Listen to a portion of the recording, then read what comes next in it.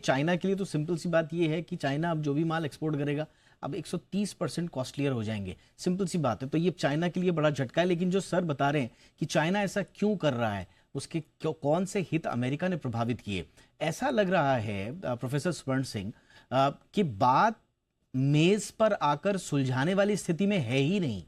दरअसल दोनों जो हैं, क्या वो इस बात का रिस्क ले सकते हैं? दोनों की इकोनॉमीज बड़ी इंटरडिपेंडेंट है एक दूसरे पर।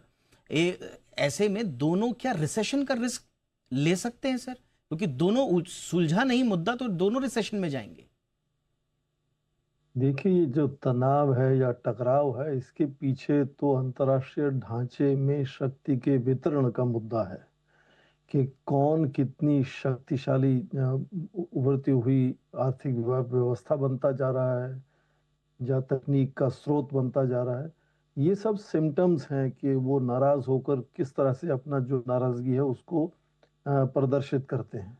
उसमें चाहे वो टैरिफ्स की बात हो, सैंक्शंस की बात हो, एक्सपोर्ट कंट्रोल्स की बात हो, कंपनीज एंटिटीज लोगों को ब्लैकलिस्ट करने की बात हो, दोनों तरफ से टकराव एक तरह से धीमे धीमे परोक्ष रूप से अभी तक पर बढ़ता नजर आता है।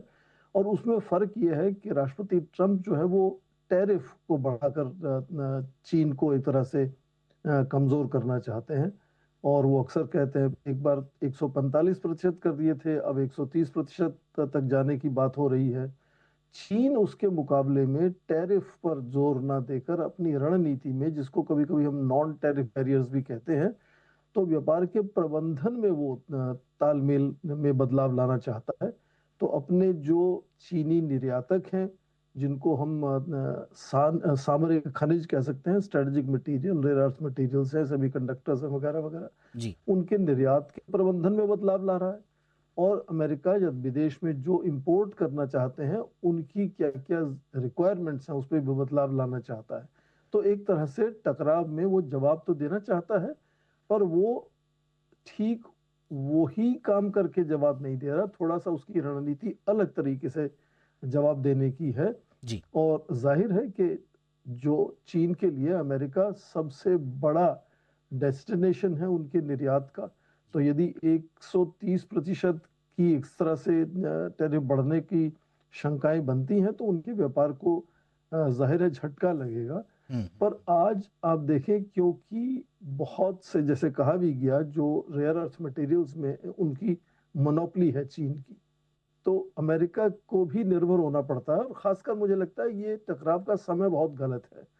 आज ये ऐसा समय है जहां पूरा क्रिसमस की तैयारी शुरू हो गई है हम्म। पश्चिमी देशों में, अमेरिका में। हम्म। उसका मतलब क्या कि कीमतें यदि बढ़ती हैं तो इस वक्त जो उपभोक्ता है उसको ज्यादा महसूस बहुत करेगा। इंपॉर्टेंट आपने तो पॉइंट रखा सर कि वहां पर क्रिसमस आने वाला है, और अगर चीजें देखिए, धुरियां आप पकड़ने का अगर आप चलेंगे तो इस धुरी में कहीं भी उथल पुथल की जो धुरी पकड़ी हुई है इंडिया ने नहीं पकड़ी हुई है, वो यूएस ने पकड़ी हुई है और दूसरी चाइना ने पकड़ी हुई है। अभी इंडिया एक ऐसे दौर में है जहां पर सुरक्षित है निवेश, और लॉन्ग टर्म के हिसाब से आपको फिरोज जी ने बता दिया। हमारे जी बिजनेस के मैनेजिंग एडिटर अनिल सिंह भी सर भी पूरा एनालिसिस देते रहते हैं, तो उनके भी संकेत आप देखेंगे तो कुछ इसी तरह के निकल कर आएंगे। हमारे साथ प्रोफेसर स्वर्ण सिंह वापस जुड़ चुके हैं।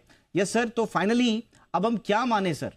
जिस तरह से अनप्रिडिक्टेबल ट्रंप हैं, बात मान जाएंगे चीन और अमेरिका एक टेबल पर बैठकर चीजों को सुलझा लेंगे, या यहां से आप उलझनों का नया दौर देख रहे हैं?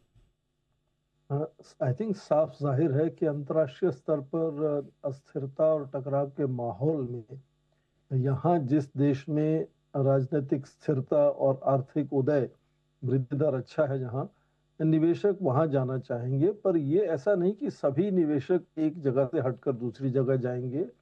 अलग अलग क्षेत्रों में अलग अलग निर्णय लेंगे कि किस जगह उनको निवेश करना है। तो कुछ क्षेत्रों में जाहिर है भारत को निवेश होगा, मिलेगा और फायदा होगा इस पूरी अंतर्राष्ट्रीय अस्थिरता के और टकराव के माहौल में।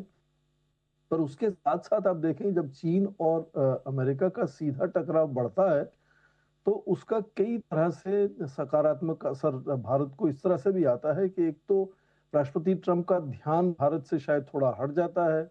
दूसरा, उनको लगता जी। है कि यदि चीन से उनकी प्रतिस्पर्धा है, टकराव है, तो भारत को अपने साथ रखना होगा।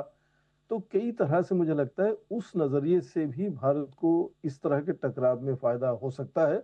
और विकल्प की तरह से भी भारत को देखा जा सकता है कि भारत में जो तकनीक और नवाकार को लेकर जो लगातार कोशिशें हो रही हैं, जो स्टार्टअप्स को लेकर, यूनिकॉर्न्स को लेकर कोशिशें हो रही हैं, उससे भी विश्व स्तर की जो बड़ी कंपनियां हैं वो जुड़ने में थोड़ा सा कम झिझकेंगी। हम्म, तो मुझे लगता है कि परोक्ष रूप से और कई अलग अलग स्तर पर कई कई क्षेत्रों में भारत को इसका सीधा फायदा होगा। और कम से कम जो टकराव पूरा चल रहा है भारत और अमेरिका का व्यापार को लेकर, वो कम से कम थोड़ा सा ठंडे बस्ते में जाता हुआ नजर आएगा। हालांकि वो चुनौती बनी रहेगी लगातार। तो इसमें यही है कि जो इस तरह से ट्रम्प के टैरिफ्स की वजह से लोगों को लगने लगा कि भारत और चीन शायद अपना तालमेल बेहतर करने में जुड़ गए हैं, वो भी एक तरह से सकारात्मक ही प्रभाव आता है एक तरह से।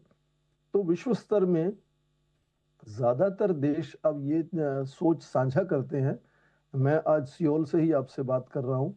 यहाँ भी यही धारणा है कि ज्यादातर देश जो है वो राष्ट्रपति ट्रंप से तालमेल अच्छा बना के रखना चाहते हैं, पर सभी देश विकल्प भी ढूंढ रहे हैं। तो यहाँ भी चीन की तरफ रुझान बदलता हुआ नजर आता है। हम्म, तो मुझे लगता है कि इस तरह से यदि अंतर्राष्ट्रीय स्तर में अमेरिका और तेजी से प्रतिस्पर्धा में पीछे होता है, तो दूसरे देश आगे बढ़ेंगे और उन देशों में भारत एकदम अग्रणी रहेगा। क्योंकि आप देखें लगातार हमारा वृद्धि दर अच्छा है, युवा पीढ़ी हमारे यहाँ जो जो हमारी जनता है, जनसंख्या युवा है। तो चाहे वो उत्पादन हो, जो उसका कंजम्पशन हो, वो लगातार बढ़ेगा हमारे यहाँ।